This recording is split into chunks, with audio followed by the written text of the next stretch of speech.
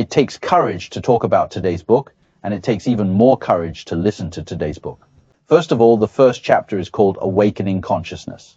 Have you ever listened to the voice in your head? Have you ever tried to talk to yourself? For example, you are attending a party and chatting happily, and at this time, there is a voice in your head telling you, oh, let's go quickly, it's too annoying, why do you participate in such an event? But that person is not actually you, that person is your mind. It gives us a lot of meaningless and bad ideas. So what is the conscious self? You know that human consciousness has the ability to focus, and watching TV is a very good process of focusing. When there is a TV in front of you and a good movie or TV series is playing, you will find that the things around you no longer exist, and yourself will easily disappear. So what is the so-called loss? When consciousness is drawn in, it no longer knows its own nature. It thinks it is the object of its experience. In other words, you think you are the sum of the experiences you have. So you are prone to worry. It is easy to be defensive, afraid, terrified, and worried about losing. This is called being lost. For example, I have a thought now, and I am angry. I am aware that I am angry. This is not centering self-consciousness. Centering self-consciousness means that I am aware that I am angry. When you are aware of the thoughts you are aware of, your consciousness is centered. The world is no longer a problem, but just something you are watching. Let's look at the second chapter called Experience. What is energy? This author talks about two major mysteries in our lives. The first secret is the secret of the self. The second secret is the secret of energy. The author said that there is nothing worth closing your heart for. So what do we need to do? It's called smiling, letting go, and opening your heart. This external life, these external things are fake, really. That thing is the observer hidden behind. That is your true self. I have been trying this recently. Anything happens, you think, oh, something happened. Oh, it's a bit annoying. What should I do? Let it go and watch it happen. It doesn't matter. How to liberate yourself. The author said either let it go or seek justice. If you don't want to learn to let go, then your life will definitely fall into the abyss. The author gave a very good metaphor. For example, if you have a thorn stuck in your arm, which is very deep and cannot be pulled out, then what would you do? You will definitely try to prevent others from touching it. If there is a thorn in your heart that comes from emotions, all kinds of problems will make it impossible for you to live freely and easily in this world. Because that thing dominates the most vulnerable part of your life and becomes the master of your life. So what should we do? Pulling out this thorn is the only way. The question is how to pull it out.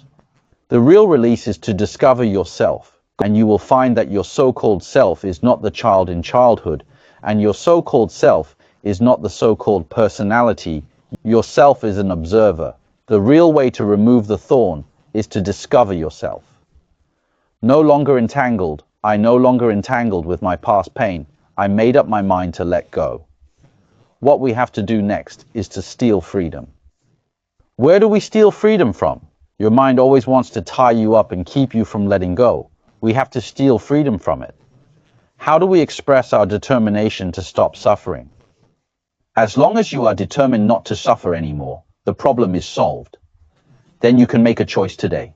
That is, I know that suffering is inevitable, so I accept the suffering. If suffering occurs, I experience it, feel it, and observe it. At this time, you can become very free. Okay, let's talk about how to transcend. If we feel that the outside world is unsafe, or we build a house, and if we want to make this house safer, we even close the windows, what should we do? Let's turn on the lights, the artificial lights. Then after you live under this artificial light for many years, you will get used to it, and you will feel that this place is safe, warm, and comfortable. But have you ever thought that there is a vast expanse of natural light outside, a sunny world with green grass? You dare not go there because you are afraid that you will be enveloped by this external barrier. Before you break through this electronic barrier, you will feel that as long as good things happen, I will feel uncomfortable when bad things happen. When bad things happen, I will get into the drama. I will fight against them, and I will try to avoid the bad things from happening again. So the world becomes a problem again, and no longer an object to be observed. This is how it feels after letting go. I hope that this state of mind can last longer. I believe there is such a possibility, and I have such ability. If you can feel the joy of letting go, you don't need to worry or be uneasy, and life will become a lot easier. In the last chapter, you have to make a choice, and this choice is called the path of unconditional happiness. But many people will say, I want to choose the path of happiness, but my wife wants to divorce me. I want to choose the path of happiness, but I don't have money, right? We will add a lot, but in fact it is just a choice. You don't have money, your wife wants to divorce you, and you can't afford to buy a house. But I would like to ask you, do you choose to be happy or unhappy? Right? You can still choose to be happy even though I'm trying, but I can still choose to be happy. This is a choice we make. Our brain tells us that we can't be so silly and happy. It keeps teaching us to protect ourselves. You are constantly being taught to close off. These energies do not make you happy, and it is you who is ultimately in charge to embark on a path of spiritual growth without resistance. You are just present. You are just the one who is present, right? Resistance cannot change the facts. Let this energy flow. At this time, you will be surprised to find that in most cases, there is nothing to deal with except your own fears and desires. Fear and desire make everything seem so complicated. If you have no fear or desire for something, then there is really nothing to deal with. You just allow life to unfold on its own and interact with it naturally and rationally.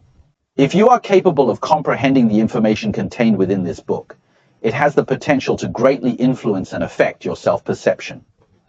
It's important not to become fixated on the difficulties posed by external factors, the opinions of others, or the pressures of daily life.